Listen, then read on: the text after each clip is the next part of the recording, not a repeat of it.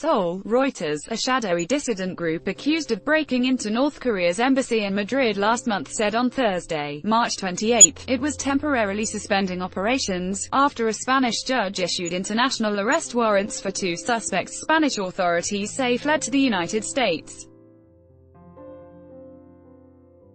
Cholima Civil Defense, also known as Free Joseons, acknowledged on its website late on Tuesday it was behind the February 22 incident but said it was not an attack and that the group had been invited into the embassy. In a statement on the website on Thursday, Cholima Civil Defense said that while it has bigger tasks ahead, it had temporarily suspended work because of speculative media reports. We ask the media to restrain itself in its interest in our organization and its members, the statement said, noting that the group's membership includes North Korean refugees, but that it had not recently contacted defectors living in South Korea.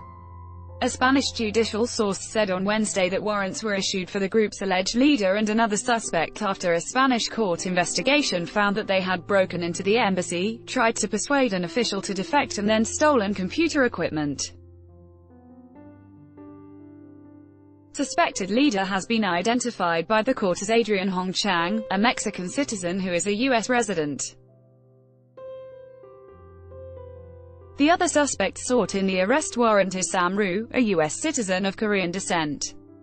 According to a Spanish court document made public on Tuesday, Hong Chang traveled to the United States a day after the raid, and contacted the Federal Bureau of Investigation (FBI) to pass on information about it.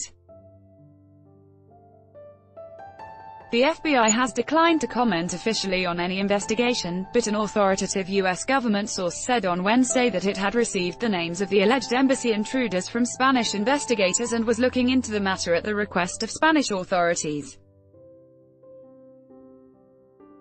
According to the Spanish newspaper El País, investigators have linked two of the attackers to the CIA. The U.S. State Department said earlier there was no U.S. government involvement in the attack, and a U.S. government official said on Thursday that the CIA had had no contact at all with any of the individuals mentioned in the Spanish indictment. The Spanish authorities are still investigating this. All facts are not known. State Department spokesman Robert Palladino said at a regular briefing on Thursday, reiterating the U.S. position that diplomatic missions ought to be respected and protected by treaty. Asked whether the United States was assisting in the search for the suspects, he told reporters it was a law enforcement matter, and that the State Department had no information to provide. The White House declined to comment. Spanish judicial sources told Reuters the two arrest warrants were likely to be the first of several, as there were believed to have been 10 intruders. The other suspects include South Korean citizens. According to the Spanish court document, Hong Chang flew from Lisbon to New York after the raid and made contact with the FBI on February 27. His current whereabouts are not known and efforts to contact him were not successful. Analysts say Hong is a longtime activist who helped found a refugee aid organization, Liberty in North Korea, Link, and later led an organization preparing for an imminent, dramatic change in North Korea. Lee Wolosky, an American attorney who represents Cholima Civil Defense, said in a statement on Wednesday that the Spanish court purported to reach conclusions without any input from representatives of the group. He said it was irresponsible to disclose publicly the names of people who are working in opposition to a brutal regime that routinely and summarily executes its enemies. The embassy raid occurred shortly before a February 27-28 summit between North Korean leader Kim Jong-un and U.S. President Donald Trump in Hanoi.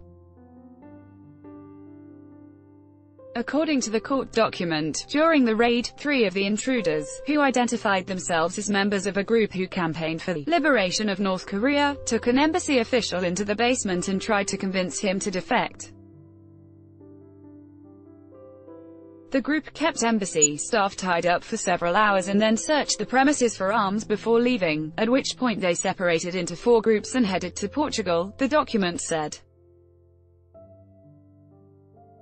The document gave a detailed account of the intruders' movements before and during the intrusion, including their stay in a hotel and purchases of knives, balaclava masks and fake guns.